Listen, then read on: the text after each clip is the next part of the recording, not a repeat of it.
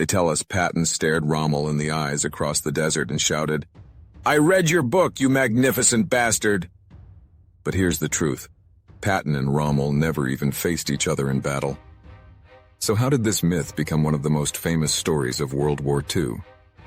For decades, the so-called clash between America's most aggressive general and Hitler's most brilliant commander has been turned into legend. It's in movies, it's in books, it's quoted by soldiers. But the real story is stranger, messier, and far more fascinating. This isn't just about two men. It's about propaganda, respect between enemies, and the way history twists war into myth. The problem is simple. History remembers a duel that never happened. Patton's reputation as the blood-and-guts general became tied to Rommel, the desert fox, as if they were gladiators in some ancient arena. The truth? Their reputations were weapons, shaped by books, movies, speeches, and even lies told during the war itself. So here's the challenge. If Patton and Rommel never actually fought face-to-face, what did happen? Why did the world believe this story? And what does it say about how we remember war? When people talk about Rommel, they picture the desert fox, a lean, sunburned German general standing on the hood of a half-track, binoculars in hand, staring across the sands of North Africa. But long before he earned that nickname, Rommel was just another soldier trying to stand out in the chaos of World War I. Rommel wasn't born into the typical Prussian military elite. He didn't have noble blood or family ties to the high command. What he had instead was speed, audacity, and a kind of battlefield instinct that few soldiers possessed. During World War I, he fought on the Western Front, then in Romania and later in Italy.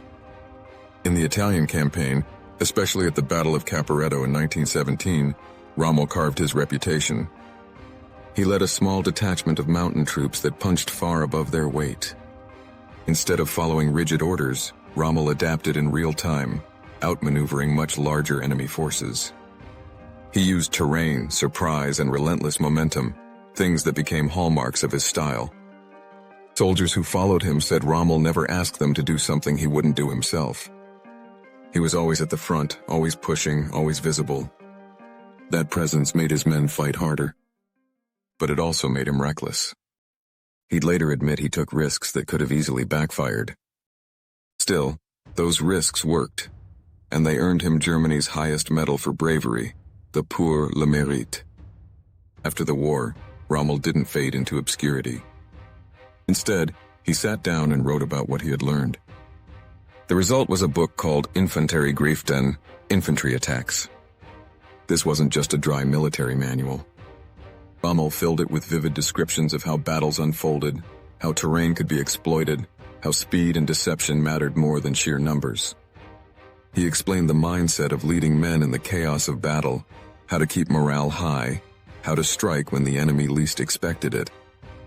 For German officers in the interwar years, it became essential reading. But Rommel never imagined who else would pick it up years later. Across the Atlantic, an ambitious American officer named George S. Patton would discover it and practically memorize it. Patton, by the 1930s, was already obsessed with the art of war.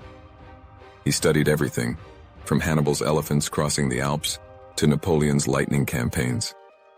When he got hold of Rommel's infantry attacks, he treated it like scripture. Patton was fascinated by Rommel's emphasis on aggression. The idea that a smaller force moving fast and striking first could overwhelm a larger one, that was exactly the kind of warfare Patton admired. He once told fellow officers that you win not by holding ground, but by constantly attacking, constantly pushing, never letting the enemy recover. Rommel's book confirmed his own instincts. There's a reason the famous line exists, "I read your book, you magnificent bastard." Whether Patton actually shouted it during battle or not, the essence is true. He had read Rommel's book, studied it, and even shaped his own strategies around it. It's strange to think about. Two men, born in different countries, on different sides of history, yet their paths mirrored each other in so many ways. Both loved speed. Patton was obsessed with tanks and mobility. Rommel loved light infantry and fast maneuvering. Both led from the front. They weren't desk generals. They wanted to see the action, breathe the dust, feel the tension. Both believed in morale as a weapon. Rommel inspired with his presence. Patton inspired with his fiery speeches and sheer force of will. Both became symbols. To their men, to their nations, to the world. They weren't just commanders, they were characters in a much larger story. Yet their differences were just as sharp. Patton was loud, brash, and unfiltered, swearing, shouting, and shocking both his troops and his superiors. Rommel, by contrast, was quieter, more calculating, even humble at times. Patton thrived on theater.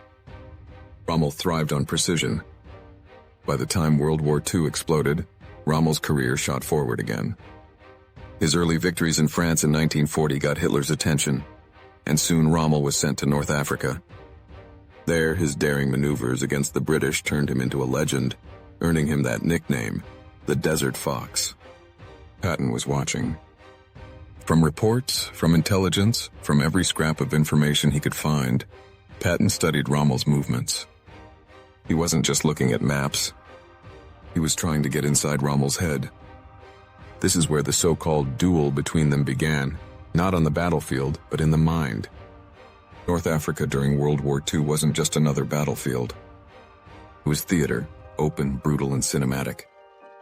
Wide stretches of sand turned into chessboards where tanks, planes, and supply trucks played a deadly game of maneuver.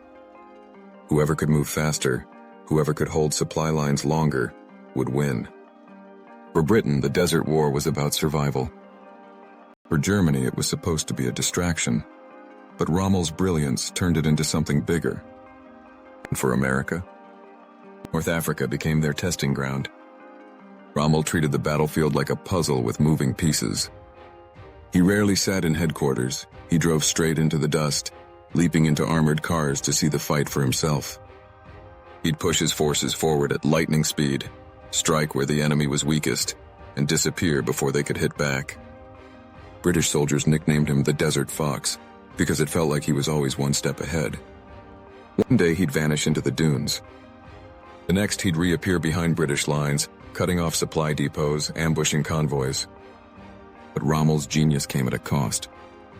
He constantly stretched his supply lines thin, gambling that speed would beat logistics. Sometimes it worked. Sometimes his tanks ran dry of fuel in the middle of nowhere. Still, his reputation grew, and Hitler loved the headlines. In late 1942, Operation Torch brought American forces into North Africa. They landed in Morocco and Algeria, joining the British in a push eastward. For the first time, Patton had a chance to prove himself against the legend of Rommel. But Rommel wasn't even there at first. While American newspapers shouted about the showdown, Patton versus Rommel, the German general was back in Europe recovering from illness. Still, Patton drilled his men as if Rommel were personally waiting for them. He told them they were going up against the best, and the only way to win was to be sharper, faster, and more ruthless. The Americans got their first real taste of desert war at the Battle of Kasserine Pass in February 1943. It wasn't Patton commanding there yet. It was General Lloyd Friedendahl. And it was a disaster. Rommel himself returned just in time for this battle. With his usual aggression, he tore into the inexperienced U.S. forces. German panzers smashed through thin American lines, scattering troops and causing chaos. American tanks were outgunned, their coordination weak, their leadership hesitant. It was a humiliating defeat. But the humiliation had a consequence. The U.S. Army turned to Patton. After Kasserine, Eisenhower put Patton in charge of the battered II Corps. From the moment Patton arrived, everything changed. He barked orders.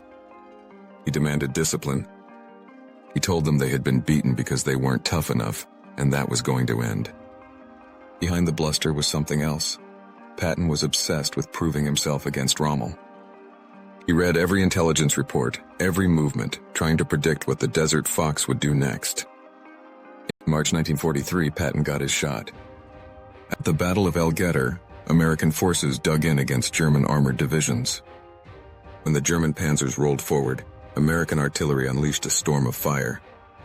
Anti-tank guns blasted away, knocking out dozens of German vehicles. For Patton, this was vindication.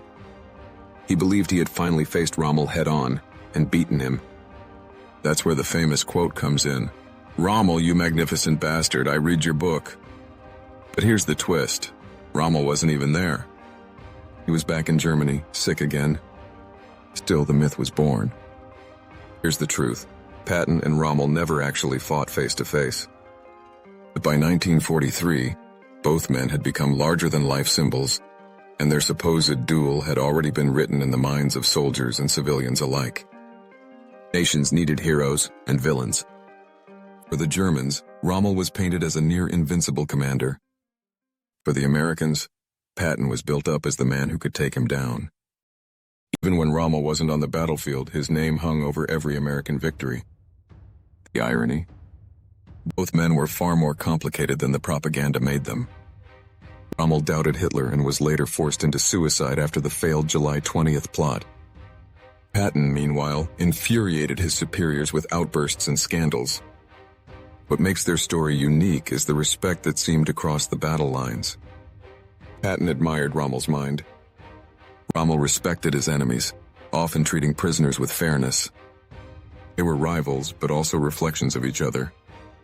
By May 1943, the Afrika Korps surrendered. Rommel was gone from the desert, Patton's legend was secure, and the duel had ended without ever taking place. In 1970, the movie Patton brought it to the big screen. George C. Scott shouted the line that cemented the myth forever. "Rommel, you magnificent bastard, I read your book." From that moment, the duel became reality and popular memory. So what really happened between Patton and Rommel? The answer, nothing and everything. They never clashed in person. The duel was a creation of propaganda and storytelling. But in another sense, it did happen, in Patton's head, in the imagination of soldiers, and in the myths that outlast wars. Their rivalry shows us that war isn't just about guns and tanks. It's about stories. Stories that shape morale, identity, and memory. And sometimes the stories matter more than the facts. Patton and Rommel were never enemies in the way the legend suggests. They were in many ways reflections of each other, daring, bold, restless men, caught up in wars bigger than themselves. And maybe that's why their names will always be linked, not because of what happened, but because of what we believe happened. Subscribe now for more untold truths behind history's biggest myths.